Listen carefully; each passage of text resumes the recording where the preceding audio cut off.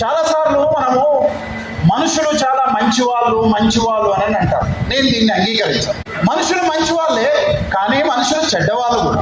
ఒకవేళ మనం మనుషులందరం మంచి వాళ్ళమైతే బీజేపీ ఈ దేశంలో ఎందుకు గెలుస్తారు? పూలే పుట్టిన దేశం లోపల, బాబాసాహెబ్ అంబేద్కర్ పుట్టిన నేల మీద, పీర్ పుట్టిన నేల మీద, షాహు మహారాజు పుట్టిన నేల మీద భక్తి ఉద్యమము బ్రాహ్మణిజానికి వ్యతిరేకంగా ఒక మహా ఉద్యమంగా వచ్చినటువంటి నేల మీద, బౌద్ధము నడయాడినటువంటి నేల మీద బీజేపీ ఎందుకు గెలిచింది?